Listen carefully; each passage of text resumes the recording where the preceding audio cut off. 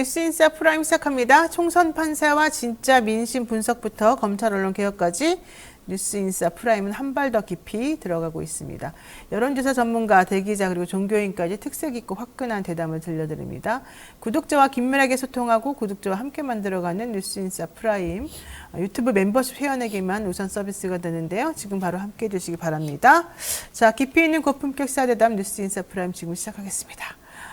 금요일 코너는 세계와 K 시간입니다. 이 시간에는요, 세계 속의 한국, 우리가 알아야 될 세계 소식을 여러분들하고 같이 이야기해보는 시간인데요. 문희정 평론가 그리고 알파고 신하씨 기자와 함께하겠습니다. 두 분 어서 오십시오. 안녕하세요. 네. 자, 문 평론가님께 여쭤보겠습니다. 네. 이번 주 OECD 35개국 중에 한국 경제가 종합 2위다, 뭐 이렇게 얘기한 그 외신 분석이 있었습니다. 대통령 너무 좋아하면서 정부의 노력 때문이다 이렇게 기분 좋아했는데 네. 아니다 무슨 소리냐 이렇게 얘기 지금 하고 있거든요. 네. 지금 화면 보이시죠? 이코노미스트에서 분석한 자료였는데 우리 언론이 막 대서특필했어요. 그러니까요. 미국도 네. 앞섰다 막 신났습니다. 설명 좀 해주실까요? 네. 자, 윤 대통령이 이거 이제 막 본인에게 어떻게든 도움이 될 수 있을 것 같은 건 다 끌어다 쓰는 게 이 정부 특징이잖아요. 뭐라고 얘기를 했냐면 정부가 견지해온 건전재정 기조 하에서 네. 민간 주도 시장 중심의 경제를 복원하기 위해서 노력한 것에 대한 평가라고 생각된다. 그러니까 우리 정부가 너무 잘했어. 민간 주도 시장 중심을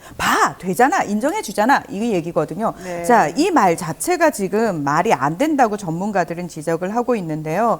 일단 근원 물가 지수 상승률 측면에서 뭐 굉장히 선전했다라고 얘기를 하고 있는데 이거 전문가들이 정부가 강력하게 가격 통제해서 나온 결과인데 이걸 가지고 민간 주도 시장 중심 이게 말이 되느냐. 일단 결과와 원인 자체가 완전 틀린 이야기를 하고 있다라고 이야기를 하고 있고요. 네. 저는 딴 걸 떠나가지고 이렇게 여쭤보고 싶습니다. 여러분께. 굉장히 고급 아파트에 살고 외제차를 몰고 있다고 해서 그 사람이 상당히 부유하다라고 이야기하는 것과 실질적으로 이 사람이 그 월세를 내고 살고 있을 수도 있고 엄청나게 빚을 끌어다가 캐피탈로 외제차를 끌고 있을 수도 있잖아요. 공정자도 그렇게 살았잖아요. 롯데타워에서. 그러니까요. 네. 사기꾼 얘기를 하시는군요. 어쨌든 자, 겉으로 보이는 그 모습만 가지고 이 사람이 실제로 정말 부자라고 얘기할 수 있나요? 없다라는 거예요. 그래서 네. 맥락 없는 단순 경제 지표에 따라서 한국이 굉장히 훌륭한 경제 성장률을 달성했고 경제 상태가 굉장히 튼튼하다라고 네. 얘기할 수 없다라는 겁니다. 게다가 지금 많은 비교 대상이 된 나라들이 대부분 러시아 우크라이나 전쟁이 직격탄을 맞은 나라들이란 말이에요. 그 나라들에 비해서 상대적으로 우리나라는 사실은 조금 유리했던 부분들이 있습니다. 그리고 1위였던 나라가 어디입니까? 그리스입니다. 그리스가 왜 1위를 했느냐? 2015년에 디폴트를 선언한 나라예요. 이 나라 같은 경우에는. 그래서 중도 우파 정부가 엄청나게 쥐어짰단 말이에요. 거기도 역시 정부 중심의 기조로 그냥 꽉꽉 짜가지고 좋은 성과를 냈다는 거예요. 네. 그러니까 단순히 비교해가지고 한국이 너무 지금 경제 상태 좋다라고 말할 수가 없다. 근데 왜 그리고 이코노미스트는 왜 그렇게 엉터리 분석을 했어요, 그러면? 그냥 단순 경제 지표를 얘기를 한다는 거예요. 그러니까 우리가 왜 최근 들어서 많은 분들이 여론조사 결과도 이제는 많은 분들이 예전에는 그 결과 자체 수치에 집중했다면 지금은 그런 여론조사를 할 때 실질적으로 질문이 어떻게 들어갔는지를 확인을 하고 여기에 응답한 사람들의 비율, 보수냐 진보냐 이 성향도 우리가 봐야 돼라는 얘기까지 왔잖아요. 뭐다? 이제 우리 국민들은 우리 시민들은 더 이상 단순 수치에 좌우되지 않는다는 거예요. 실제로 그 안을 뒤집어 봐서 네. 내용적으로 어떠냐를 보고 결정을 하자는 거예요. 이것도 마찬가지라는 겁니다. 그리고 인건비가 굉장히 많이 억제가 됐어요. 우리 물가 사실은 올랐지만 우리 월급은 오르지 않았거든요. 그리고 고용률도 올랐다고 얘기하는데 실제로 지금 가장 일자리에 있어서 중심이 돼야 되는 30, 40대는 오히려 실업률이 늘어났지만 60대는 증가했다는 거 아닙니까? 60대의 고용률은 뭐죠? 굉장히 일자리에 있어서 이건 튼튼한 일자리가 아니라는 거예요. 그러니 그 단순 수치를 가지고 정부는 어떻게든 홍보를 하고 싶겠지만 시민들은 더 이상 그거에 속지 않는다. 왜? 일단 내 삶이 너무 고달프고 힘든데 도대체 뭐가 좋다는 거냐? 그러니까 언론이 왜 이 부분을 지적하지 않습니까? 왜 윤석열 대통령의 말만 가지고 그러니까 저는 기자들이 도대체 왜 받아쓰기 하는 직업이 아니잖아요. 네. 왜 비판을 하지 않습니까? 기자님에게 여쭤보겠습니다. 자, 저는 예전에 외신 기자였잖아요. 네. 외신 이제 에코노미스트에서 그 기사를 쓰신 분이 한국에 있는 상주 외신인지 아니면 영국 본사에 계시는 외신인지 모르겠지만 한국에 있는 상주 외신이라면 부인 허구 조사가 필요하다고 생각합니다. 내년 외신 기자들 기사를 쓸 때 좀 부인 영향을 받습니다. 저희 부인이 여보, 너 한국분이잖아요. 한국을 모르는데 내가 한국인으로서 말해줄게. 우리나라 경제가 짱이야. 그러니까 어쩌면 제대로 된 분석 안 하고 그냥 집에서 쏙싹쏙싹하는 그 말 듣고 했을 수도 있다. 네. 이야, 이거 그리고 되게 충격적인데요. 부인이 한국인이면 눈치 보나요? 한국 정부? 이제 저는 부인의 성향이 좀 달라가지고 성향이 어떻게 달라요? 예, 성향이 이쪽보다 더 노란색이에요. 걱정하지 그래요? 마세요. 예. 자, 알파고님께 자 어쨌든 뭐 우리 경제 별로 안 좋다고 지금 느끼셔요? 솔직히 말해서? 아 저는 뭐라고 해야 되나 그 경제는 한국 경제 사실은 더 많은 문제들이 있어요. 암 세포들은 몇 가지가 있는데 이거는 이번 정부의 문제 아니고 90년대 이후로부터 내려왔던 문제들이 그냥 그 시한폭탄으로 다음 계속 있는 정부한테 것 같아요. 넘겨 있는데 예를 들면 한 가지만 말씀드리자면 저 지금 스탠드업 코미디 압구정에서 하고 있거든요. 근데 거기는 가게들이 이제 술집들이 많고 아니면 좀 약간 그런 레스토랑들 많은데 다 1년, 2년 만에 다 망해가지고 다 바뀌어요? 빠지거든요. 여기서 돈을 누가 벌어요? 그냥 부동산 주인들이잖아요. 그렇죠. 임대업자들만. 그래서 한 나라에서는 진짜 부동산 업체들 그 좀 약간 부동산 주인들만 돈만 벌고 그 자영업자들이 자꾸 이렇게 뭐라고 해야 되나 그 손해를 하고 빠지게 되면 그 경제가 언젠가 어딘가에서는 벽에 부딪히게 돼 있어요. 저는 뭐 이랬다고 해서 빨리 뭐 땅이 많은 우리 지주들한테 뭐라고 하자는 말이 아닌데 구도적으로 한국 경제는 좀 약간 개혁을 받아야 돼. 왜냐면 지금 현재 경제랑 관련된 이 법안들이 다 90년대 초기에는 만들어진 거거든요. 그때는 1억이 큰 돈이었거든요. 지금 1억이 큰 돈 아니에요. 뭐 비교적으로.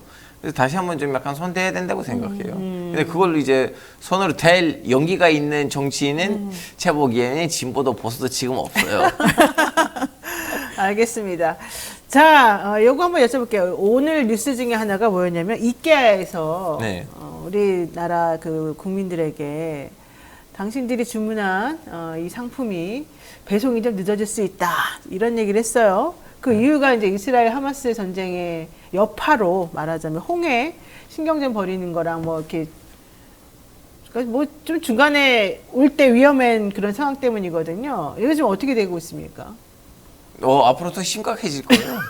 미리 그 이케아 문자 보내기 전에 미리 말씀드릴게요. 이거는 앞으로 더 심각해질 거예요. 왜냐하면 일단은 무슨 상황인지 말씀드리자면 뭐 네네. 우리 시청자분들한테는 지금 아라비아 반도 끝에는 예멘이라는 나라가 있는데 그 아라비아 반도 양쪽이 있죠. 하나는 네. 이제 걸프만이고 뭐 물론 뭐 이란 입장에서는 페르시아만이긴 한데 또 한쪽은 이제 홍해인데 홍해 끝에는 이렇게 지부티, 에리트레가 그리고 소말리는 이렇게 예멘 이렇게 서로 마주치고 있는데 어차피 이 아프리카적 나라들은 문제가 없고 지부티는 아시다시피 해군 기지 맛집이에요. 중국, 미국 다 온갖 나라의 맛집이라고 표현하시다니.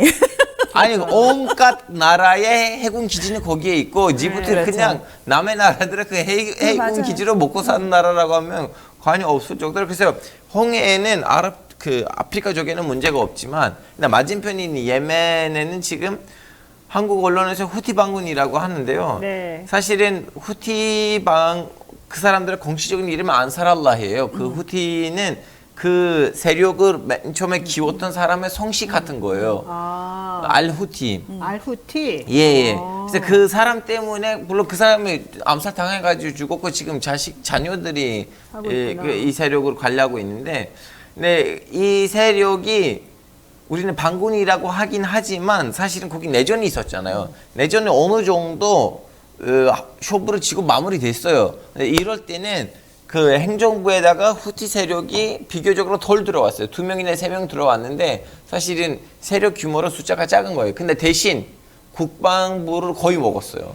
그래서 지금은 후티 반군보다는 예멘이 사실은 전쟁을 선포했다고 보시면 되고 그래요? 그동안 이 후티 반군이 사실은 목격했었던 배들이 이스라엘 배였어요. 원래 이스라엘 배를 해를 끼치려고 했는데 근데 정보가 없더라고. 그래서 가서 노르웨이 배를 건들렸고 일본 배를 건들렸고 근데 그건 일부러 했다고 생각해요. 저는 개인적으로. 왜냐면 좀 약간 북한처럼 관심을 끌고 싶어요. 아하. 니네들이 이렇게 계속 전쟁을 할 거라면 나 그러면 여기서는 가만히 있지 않을 거다.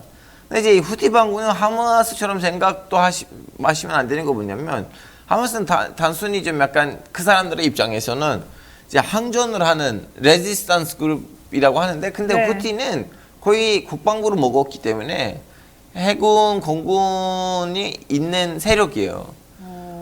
예, 그러다 보니까 지금 거기 있는 패들을 너무 좀 장난을 쳤기 때문에 미국 보기에는 이대로 가면 그럼 동맹국들이 나한테 압박을 할 거야. 너 빨리 이스라엘 전쟁 좀 뭘 해봐. 네.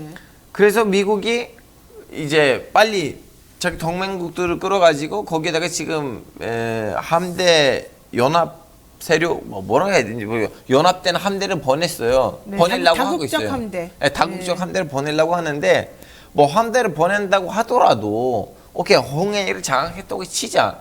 결론적으로 지상권을 못 할 거 아니에요. 함대는. 그렇죠.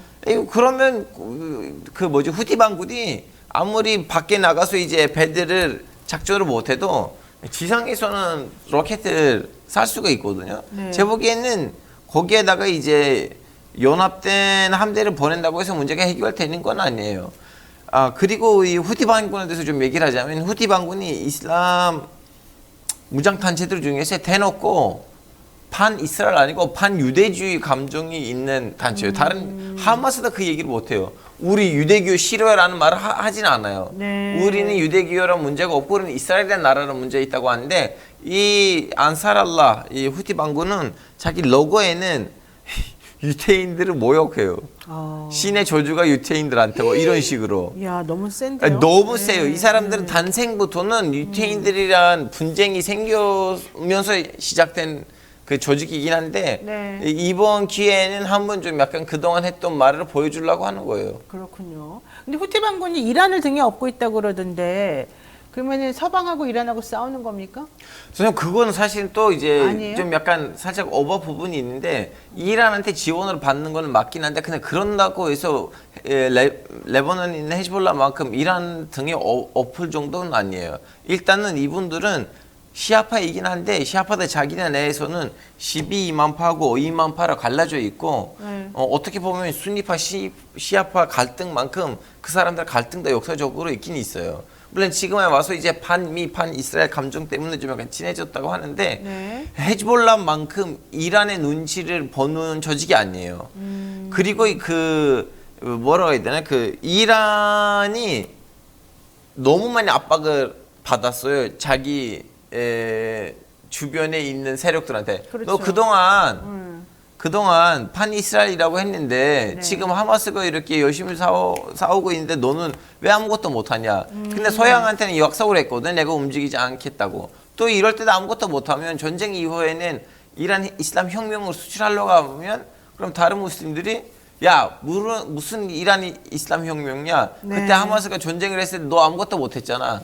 그래서 이거는 이란이 자기 그 이슬람 문화권 내에서는 그 정서적인 압박을 풀어주려고 네. 자기 귀한 자식 레바논 히즈볼라를 쓰는 거 좀 약간 너무 아까워서 대신 좀 약간 후티로 이거 좀 약간 처리되고 있어요. 알겠습니다. 자, 미국 대선 얘기도 한번 해보겠습니다. 도널드 트럼프 전 미국 대통령이 뭐 여러 가지 송사에 얽혀 있는데 콜로라도주 대법원이 대통령 대선 주자로 나갈 수 없다 이런 판결을 내렸습니다. 내년 대선에 출마할 자격이 없다. 왜? 지난번에 그 국회 의사당 난입 때 당신도 공범 아니야? 이런 얘기였거든요. 자, 이거 네. 공화당 가서 공화당에서는 당연히 아닐 거라고 지금 하고 있지만 네. 또 연방 대법원 가면은 뒤집어진다 이런 얘기도 나오고 있습니다. 네. 자, 콜로라도 주에서 이 대법원에서 판결이 난 거예요. 네. 공화당 대선 경선 후보 투표 용지에 트럼프 이름을 넣을 수 없다라고 얘기를 했는데 그렇죠. 연방대법원 상고를 할 수 있게 열어놨기 때문에 이 부분과 관련해서는 트럼프 당연히 선고를 하겠죠. 근데 중요한 거는 지금 이 상황 자체가 민주당도 그렇고 공화당도 그렇고 민주당 입장에서 반길 것 같잖아요. 별로 반기지 않습니다. 왜요? 이게 오히려? 우리나라에서는 계속 트럼프 뒤에다가 사법 리스크라는 걸 붙이잖아요. 미국은 우리가 선출하지 않은 권력인 법원이 왜 우리의 정치적 자유의지를 가로막지에 대한 불만이 훨씬 큽니다. 그러니까 이게 약간 우리와 사고 체계가 조금 다르다고 보시면 되는데 예전에 코로나19 팬데믹 기간 동안 서방에서는 마스크 강제를 못했어요.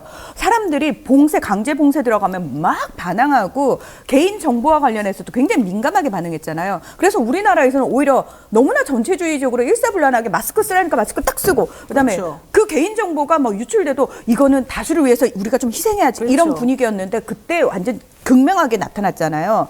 미국에서는 이건 우리의 정치적 자유가 더 우선하는데 왜 이 부분과 관련해 가지고 법원이 관여를 하지라는 이미지가 훨씬 더 세다는 겁니다. 분위기가. 그래서 민주당 측에서는 지금 주요 언론들도 그렇고 이거 괜히 콜로라도주 대법원의 이 판결이 오히려 트럼프에게 더 유리한 상황을 만들어줬는데라는 평가가 많습니다. 자, 트럼프를 지지하는 사람들 입장에서는 더 분노하는 거예요.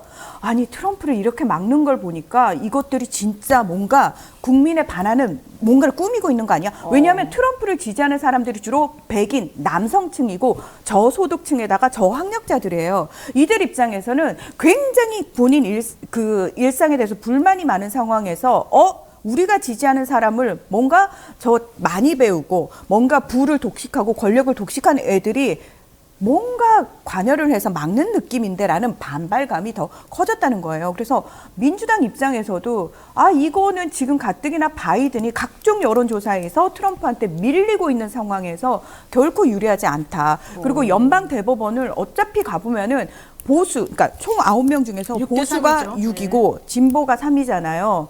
그래서 만약에요, 연방 대법원에서 트럼프 대통령이 임명한 사람 대법관이 3명이란 말이에요. 이 사람들이 여기서 만약에 트럼프에 불리한 판결을 낸다 그러면 제가 봤을 때는 미국 내에서 거의 폭동에 가까운 상황이 벌어질 거예요. 왜? 본인들의 정치적 자유의지를 대법원에 의해서 강제당했다. 막혔다라고 생각을 하기 때문에 굉장히 그래서 대법원 차원에서도 이걸 쉽게 결정하지 못할 거고요. 중요한 건 미국 언론이나 월가에서는 니키 헤일리라고 예전에 트럼프 때 주 유엔 미국 대사를 계속 띄우고 있어요. 그러니까 바이든으로는 안 될 것 같은데 그러면 차선책으로 적어도 트럼프의 재선은 막아야 된다라는 분위기가 팽배하다 보니까 의도적으로 니키 헤일리가 급부상하고 있어 이러면서 언론에서 굉장히 많이 띄우고 있단 말이에요.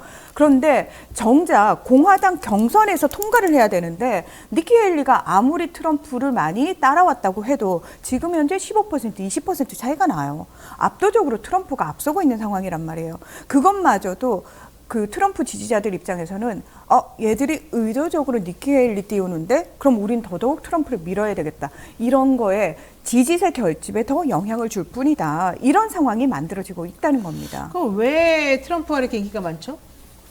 그동안 누적된 자존심이 폭발된 거예요. 미국에 있는 방금전에 우리 이제 문 평론가님 말씀하셨던 그런 좀 약간 분노?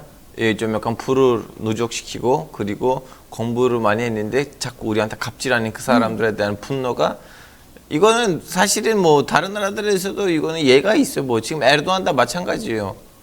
그 분노를 이용하면서 지금 20년째 정권을 잡은 상황이고, 튀르키예. 이거는 언젠가 폭발하게 돼 있었어요. 저 진짜 궁금한 게 있는데 터키에서 튀르키예로 국명을 바꿨잖아요. 그것과 관련해서 어떤 생각을 가지고 있는지 똑같은 거예요. 오래전부터는 튀르키예 국민이 이름 바꾸자 했었는데 튀르키예에 있는 그 공부를 많이 했던 분들이 야 이거는 뭐라 해야 돼? 뭐 터키는 문제가 아니고 나라 이름 터키의 문제지 질문자가 먼저 아니야라고 하고 그리고 바꾸려고 하면 돈이 많이 들어갔는데 가만히 있어 이러고 하는데 에르도안이 가만히 있지 않을 겁니다. 민심을 위해서 모든 것을 하고 있어요. 그래서 지금 이거 바꾼다고 했는데 돈이 많이 들어가요.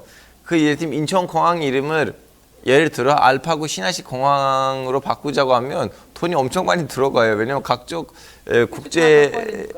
각종 국제 기관에다가 한국 정부가 신청서를 내야 되는데 그거 다 돈이 들어가요. 엄청난 돈이 들어가요. 그냥 오직 그 신청서를 올리는 거 아니고 돈으로 올라가거든요. 그래서 이제 지금 그것 때문에 튀르키예는 엄청난 좀 약간 성실을 받죠. 근데 왜 그렇게 대신 바꿨어요, 그러면? 민심 떨어질 때는 끌어당겨야 돼요. 지금 아이야 소피아도 원래 예전에는 그 박물관이었잖아요. 그렇죠. 네. 다음에 이슬람 사본으로 바꿨어요. 그거는 엄청난 경제적 손실이에요. 왜냐하면 박물관이었을 때는 사람들이 박물관이니까 그렇게 튀르키예에서 제일 비싼 박물관이었어요. 거기 들어가려면 엄청난 돈을 내고 들어갔었어야 되는데 이슬람 사본으로 바꾸면서 다 공짜가 돼버린 거예요. 그래서 모든 사람이 공짜로 들어가게 되는데 또 경제적 손실, 민심을 위해서 그런 거를 따지진 않습니다. 그러니까는 지금 말씀 들어보게 되면은 트럼프 대통령이 그러니까 전 대통령이 이렇게 인기가 많은 것은 오로지 미국민 자국의 이익을 위해서 움직이는 그런 것들에 대해서 약간 중산층 이하 내지는 뭐 백인 우월주의를 가진 사람들이 우리 편 너는 오로지 우리만을 위한 사람 이렇게 지금 생각하고 있기 때문이라는 거잖아요. 그렇죠. 그리고 그 지금까지는 공화당도 그렇고 민주당도 그렇고 그 어떤 지도자가 그들의 언어를 사용해 주지 않았어요. 근데 트럼프는 그냥 굉장히 직설적이고 욕설하고 막말해버리잖아요. 뭐냐면 그 사람들 입장에서 우리랑 같은 언어를 위선적이지 쓰는데? 않다 이런 건가? 그렇죠. 예. 그저 기존의 정치인들은 다 위선적이었고 저것들은 맨날 선거 때만 저것들. 예. 선거 때만 우리한테 표 달라고 구걸할 뿐이지. 그리고 그렇죠. 그 백인들 입장에서는 백인이 60%가 넘는단 말이에요. 그들 입장에서는 맨날 이민자 또는 다른 인종들과 뭐 진보적인 가치 이걸 얘기하는 지도자들의 신물이 난 거죠. 그런데 트럼프는 야 그런 거 다 필요 없어. 우리 미국이 잘 살아야지. 니들이 잘 살게 내가 해줄 거야. 라는 식의 얘기를 계속 해주지 않습니까? 듣고 싶은 얘기를 해주는 정치인에게 표가 움직인다. 이렇게 봐야 되는 거죠. 근데 트럼프가 대통령이 되면 또 예전처럼 또 그런 정치 내지는 정말 더 자국민의 이익을 위해서 전 세계적인 흐름하고는 좀 반대되는 얘기했잖아요. 정책을 제가 펼칠 텐데. 당선되고 난 다음에는 하루 정도 독재를 독재하겠다고. 트럼프가 얘기했죠. 하루는 독재자가 되겠다고. 하루만? 네, 그 하루 동안 그 모든 걸 다 모든 걸 다 해버리고. 하겠지. 네. 내가 보기엔 하루가 아닐 것 같은데. 근데 이게 되게 아이러니가 뭐냐면요. 네. 그 트럼프가 있을 때 사실은 한반도의 평화 프로세스는 너무나 잘 진행이 됐었다는 오히려? 사실입니다. 네. 맞습니다. 트럼프란 사람은 철저하게 국익 계산 하에서 다른 눈치 안 보고 움직이잖아요. 그러면 한반도 평화 프로세스가 본인에게 이익이 된다라고 판단을 내렸기 때문에 북미 정상회담을 2번이나 가진 거였거든요. 근데 그때도 뭐 말만 그랬지 특별히 결론 나온 건 하나도 없잖아요. 그때 사실은 그 트럼프를 막아 세운 쪽이 전미 외교협회라고 해가지고 기존의 대북 강경파들이 주로 있는 그 사람들. 그러니까 트럼프가 처음 집권을 할 때 실수를 했던 부분이 본인도 아마 지금 굉장히 그 부분을 실수라고 느끼고 있을 부분이 뭐냐면 볼턴 같은 말 그대로 그 기존의 대북 강경파들을 기용을 해가지고 했던 부분에 대해서 굉장히 후회를 하고 있단 말이에요. 그래서 저는 트럼프가 아마 재선을 하게 되면 그 부분부터 제대로 외교적인 부분부터 손보지 않겠느냐 그런 생각을 해봅니다. 자, 마지막으로 이 얘기도 한번 해보겠습니다. 지금 그 우크라이나 유럽연합에 가입한다 이런 얘기도 좀 나오고 전쟁이 어떻게 될지 이런 얘기도 좀 나오는데요. 어떻게 되겠습니까? 유럽연합이 우크라이나 가입하든 말든 달라질 거 없어요. 지금 키프로스 섬도 지금 실질적으로 북부는 튀르키예 이제 외부 사람들 눈에는 튀르키예 군한테는 지금 점령당하고 있어요. 그렇죠. 근데 키프로스 전체로 가입이 됐단 말이죠. 네. 그럼 지금 그렇게 따지면 EU가 와서 터키한테 야 여기 나가 해야 되는데 아직도 튀르키예 군이 거기 있어요. 제 보기에는 그냥 뭐 국제 외교적으로 조금이라도 뭐 거딱지만큼 압박이지 더 이상은 아니라고 생각해요. 근데 어쨌든 그렇게 하면 표면적으로라도 유럽연합이 우크라이나를 계속 강하게 지지한다 이제 이런 거를 보여주는 거 아니에요? 이제 보여줄 정도지. 보여주는 정도. 네, 더 이상은 아닙니다. 그 우크라이나 입장에서는 지금 EU 가입 협상이 시작된 것 자체가 중요한 게 아니고 지금 제일 급한 게 실질적인 지원이에요. 그런데 지금 지원 수준이 전쟁이 시작된 이후로 최저란 말이에요. 미국도 그렇고 유럽연합에서도 너무 힘들잖아요, 솔직히. 장기되니까. 돈을 안 풀고 있는 상황에서 우크라이나한테 뭔가 그래도 우리가 우크라이나 지원하고 있어라는 건 액션을 취할 필요가 있고 제스처를 취할 필요가 있는데 거기서 그냥 우크라이나가 전쟁 터지고 나서 사흘 후에 딱 신청한 우리 그 협상 시작했어. 그러니까 하나를 주고 하나를 안 주는 건데 사실은 지금 준 건 명목상에 지나지 않는다는 게 이게 그냥 단순히 가입 협상을 시작했다는 것뿐이지 실제 가입으로 이어질지는 그리고 이어지기까지 몇 년이 걸릴지는 알 수가 없어요. 길게는 75년에 신청을 했는데 아직도 10년 됐어요. 아직도 10년. 그러면서 중간중간 계속 얘기해요. 너네 정치 제도가 비민주적이야. 너네 사형 제도 있지. 그러면서 튀르키예가 계속 거기에 맞춰보려고 노력을 했다가 지금은 그걸 하고 난 다음에도 이제 좀 약간 뺨을 만져주고 사탕을 주거든요. 그렇죠. 포기하지 말라고. 그렇죠. 그냥 오르고 달래가면서 계속 끌고 가는 거예요. 그러다가 에르도안 대통령이 최근에 우린 됐고 안 해도 그만이고 이러면서 이제 막 나가고 있는 다시 거죠. 유턴했어요. 사실은 제가 그때는 기분이 나빠서 그런 말 했는데 노력하겠죠 뭐 이런 식으로. 참네요. 그 우크라이나 총사령관하고 젤렌스키가 별로 사이가 안 좋다던데 그건 왜 그런 겁니까? 이거는 사실은 저는 언젠가 이 문제가 터질 거라고 예상을 했던 게 뭐냐면 예를 들어 하마스하고 이스라엘 전쟁 터졌잖아요. 하마스한테 예전에 유럽 국가들이 젤렌스키한테 전쟁하라고 줬던 무기들이 있더라고요. 그래서 무슨 말이냐면 그 사이에는 군사적으로는 비리가 엄청 심했는데 언젠가 어떤 장군이 나와서 좀 약간 쓴소리를 하게 돼 있었는데 이제서야 된 거예요. 사실은 좀 늦어진 거지 예상된 거였어요. 그러니까 왜? 그러니까 내부적으로 사실 지금 전쟁이 터지면서 전쟁이 터진 직전 상황을 좀 말씀을 드리면은 많은 분들이 젤렌스키가 엄청난 지지율을 받고 있는 상황에서 전쟁이 터졌다고 생각하는데 아닙니다. 이 사람은 2017년에 이제 정당을 창설해가지고 2년 만에 대통령이 된 사람인데 처음에는 굉장히 잘할 것처럼 얘기를 했지만 왜? 인민의 종이라는 굉장히 유명한 드라마의 주인공이었고 그 안에서 역사 선생님 출신인데 정의로워가지고 그 안에서 내가 이 정의로움으로 대통령이 돼보겠다 해서 대통령이 된 케이스고 그 드라마로 인해서 인기를 얻어서 대통령이 됐는데 실질적으로 대통령이 되고 나서 다 자기 지인들 측근 기용하고 정치 못했거든요. 지지율이 계속 뚝뚝뚝뚝 떨어지는 상황에서 전쟁이 터졌고 전쟁이 터졌기 때문에 어쩔 수 없이 젤렌스키 중심으로 뭉칠 수밖에 없어가지고 자 젤렌스키한테 반대하는 사람은 모두 다 지금 전쟁 중이기 때문에 반역죄로 숙청을 하던 상황이었단 말이에요. 네. 자 이제 젤렌스키에 반대하는 목소리가 나오고 있다. 이건 무슨 의미냐? 젤렌스키의 권력이 끝났다라는 걸 의미한다라는 거죠. 지금 현재는 우크라이나 내부적으로 일단 자국의 국토를 영토를 전장으로 만든 국가 수반은 정치인으로서 실패한 정치인입니다. 네. 지금 상황에서 우크라이나 여론상 가장 인기가 있는 사람은 실질적으로 싸움을 하고 있는 총사령관이란 말이에요. 그 사람이라든지 또는 키이우 시장, 젤렌스키의 대척점에 있던 사람이 지금 목소리를 내기 시작했어요. 외신을 통해서 젤렌스키를 비판하기 시작했고 이게 공식적으로 허락이 된다? 이건 무슨 의미다? 우크라이나에서 젤렌스키는 끝났다라는 걸 의미한다는 겁니다. 알겠습니다. 자, 오늘 전쟁도 빨리 끝날 가능성이 높아졌다 생각이 그렇죠. 되네요. 자, 오늘 말씀 여기까지 듣겠습니다. 오늘 문희장 평론가 그리고 알파고 기자 두 분 고맙습니다. 네, 안녕히 계세요. 고맙습니다.